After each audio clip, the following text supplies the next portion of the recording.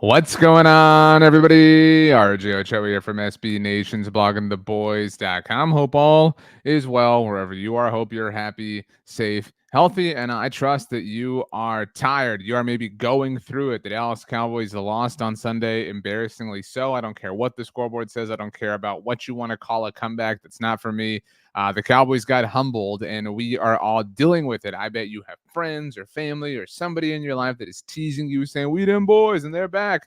All sorts of stuff. I know. It sucks. As I put this video together for you, my wife is on the way home from somewhere, and she's bringing me a strawberry banana milkshake because it's been that kind of day, and it's that kind of week because there's a lot going on. The Cowboys playing on Thursday Night Football, so my Monday was very busy, around the content machine, taking care of things after the Ravens game, getting things ready for the Giants game. I had a live stream in the BR app. I shared that for you here on the YouTube channel. So if you haven't watched that yet, it was kind of a, just general thoughts the day after kind of video that I live streamed. I do those sometimes with the BR app, and I'm going to be sharing them now here in the YouTube channel. I'll have another one on Friday available for you. And then after the Giants game, I'll be doing some post-game shows in the BR app. So you can watch it live in the BR app. You can also catch it, obviously, here on the Blog and the Boys YouTube channel, where we are almost at 23,000 subscribers. I cannot believe that. We want to get to 30,000 before the season is over. So if you can help us make that goal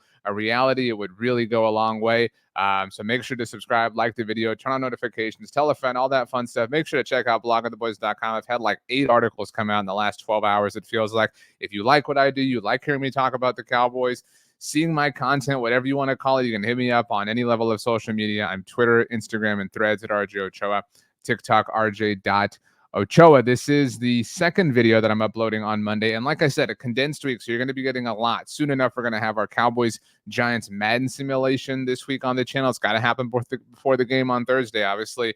My conversation with Ed Valentine from Big Blue View, SB Nation's New York Giants site. We'll be having all that stuff drop in the next couple of days. It is a very, very busy week, like I said. But we're here today, the day after the game. It's a little bit later. Obviously, got the lights on in the office. The pups are asleep. They're waiting for me and my milkshake. And I've got both Monday night games on, and the Houston Astros looking to clinch the AL West for the millionth year in a row.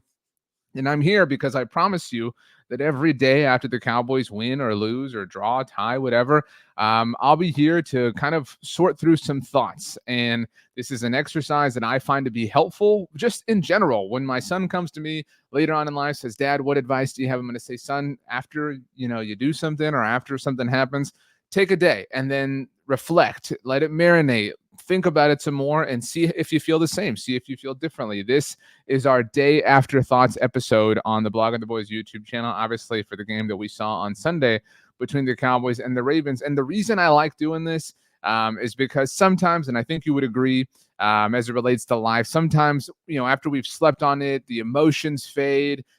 We don't feel as intense, we don't feel as aggressive, or maybe we feel more.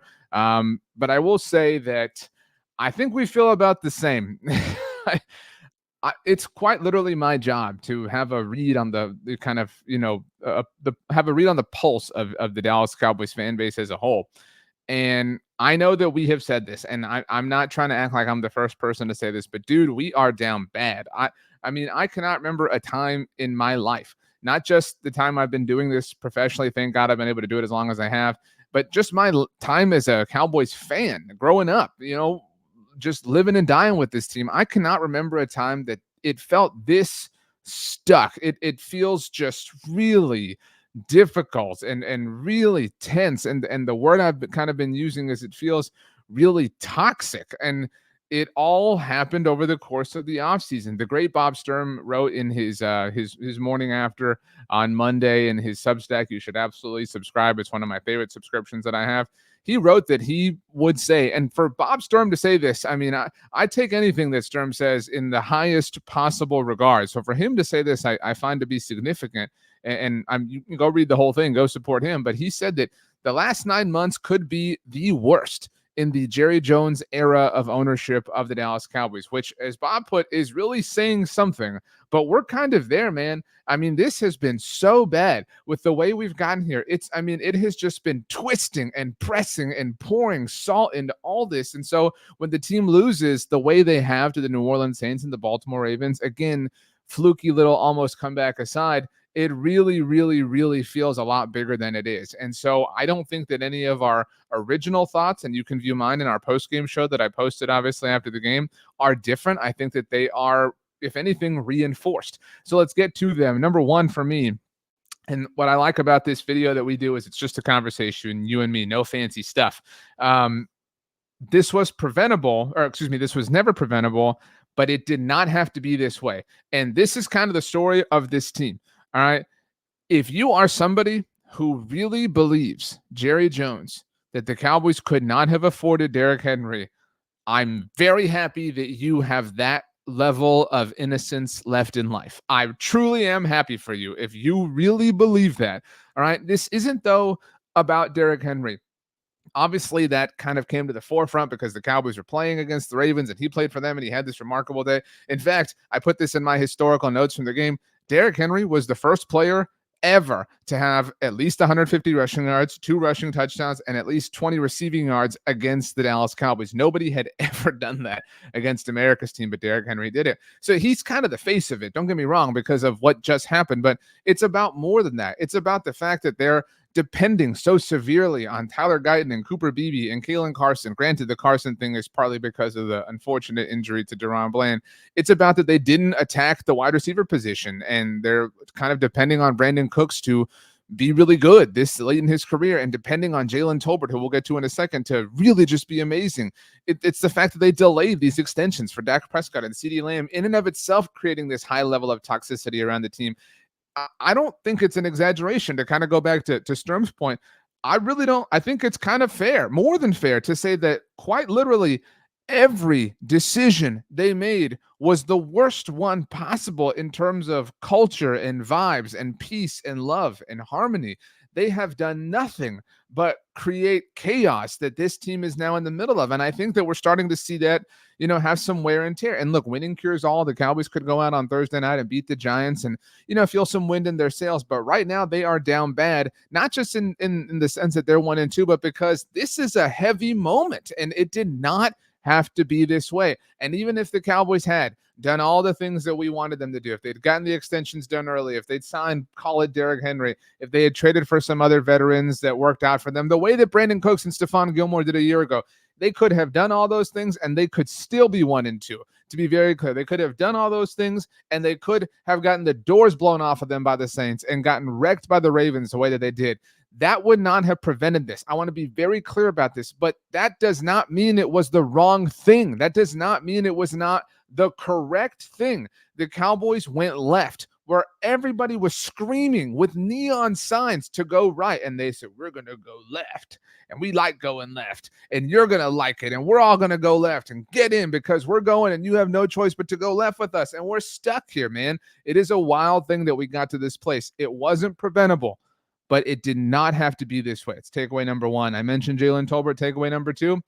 In my stock report, I had nothing but stock downs except for Brandon Aubrey. Because, dude, guy hit a 65-yard field goal. Like, I'm not gonna not have him in my stock ups. You know what I'm saying? It's just crazy.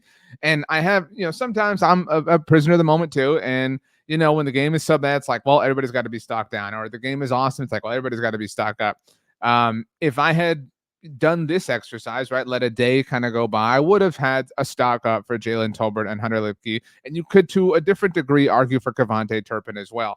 Now, I maintain that it is stupid for the Cowboys to be reliant to the degree that they are on Jalen Tolbert and Hunter Lipke and Kevontae Turpin. These are not players. They have not shown anything to where you can truly, totally, absolutely rely on them at this point in their NFL careers to be tried and true significant offensive difference makers. But they can absolutely be supplementary pieces. And kudos to them. On Sunday against Baltimore, they showed up when it mattered the most. They helped mount this weird little fluky comeback, whatever you want to call it, like I said. But Jalen Tolbert kind of living up to a little bit of the hype, although it's not happening when the moment matters the most. Hunter Lipke, definitely a versatile player, that cowboy back that we know Oklahoma State likes to employ. Kevontae Turpin getting something done on offense, made up for the drop early on in the season in Cleveland. So those things are nice to see. It does feel a little bit hollow, a little bit like empty calories because everything is so bad around them, but I did want to give them some shine. So shout out to Jalen Tolbert, Hunter Lipke, and to a lesser extent, Kevontae Turpin. So this takes us to day after thought number 3. This one, I don't mean to sound dramatic. It's going to sound much more dramatic than I intended to. So for that, I apologize. But my milkshake is not here yet, and I'm very anxious for it. That being said, number 3, Thursday night feels like a must win in the worst way.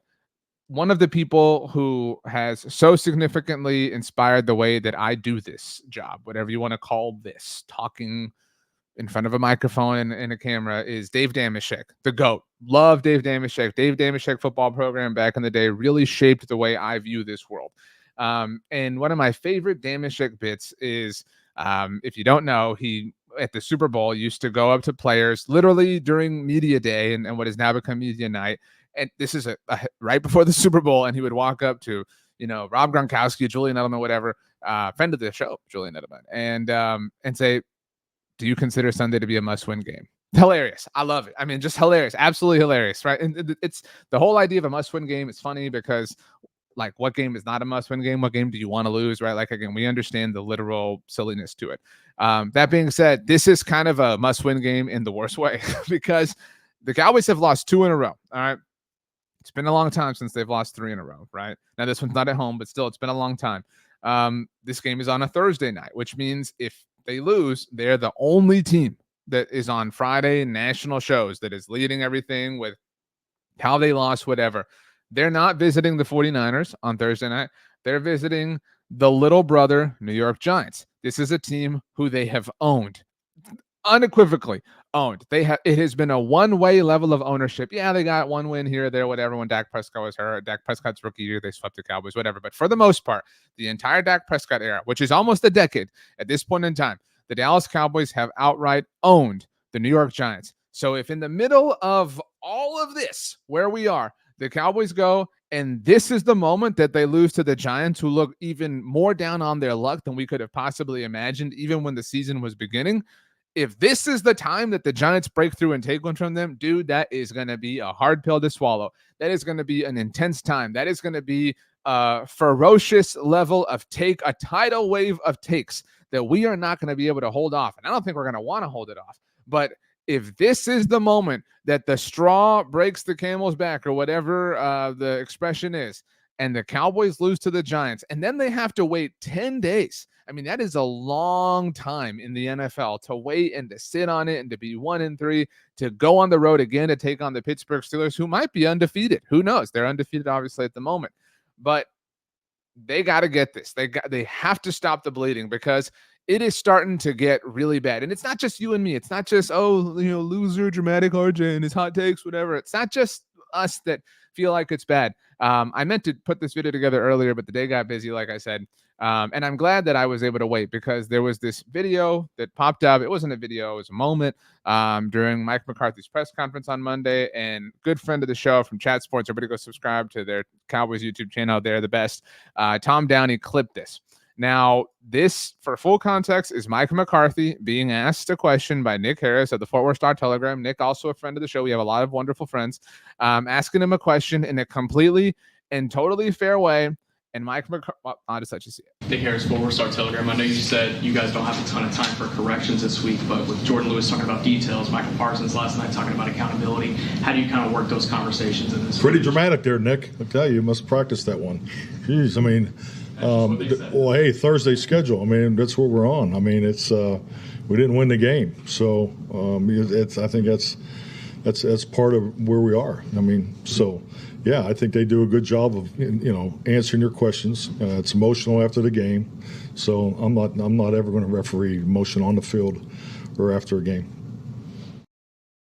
I bring this up to point out how tense the moment seemingly is with Mike McCarthy, because this was a really fair question from Nick, and Mike McCarthy got upset.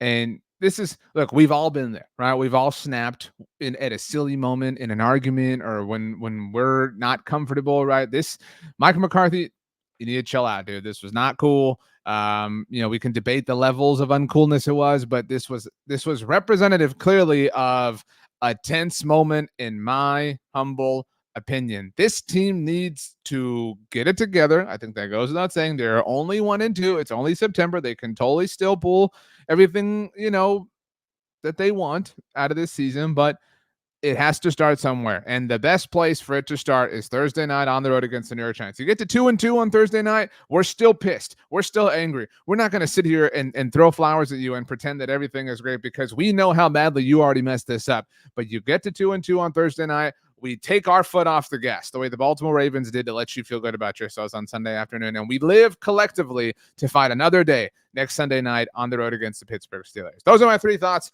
I've said what I have to say. I hope you liked it. I hope you agree. I'm certainly fascinated. I'm certainly curious to hear your feedback, your thoughts, your responses, et cetera, et cetera. So you can leave a comment down below. You can let me know. You can also hit me up on social media, Twitter, Instagram, Threads at RJ Ochoa, TikTok, RJ.Ochoa. Email is rj.ochoa@sbnation.com.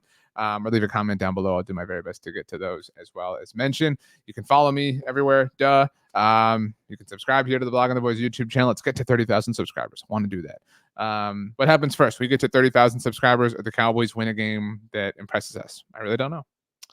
We will see. But like I said, busy week coming up here on the channel, so don't go anywhere. Be on the lookout. Lots of stuff. We're going to have videos every single day. So yeah, let's go ahead and party. Thank you so much for hanging out, everybody, and we will see you next time.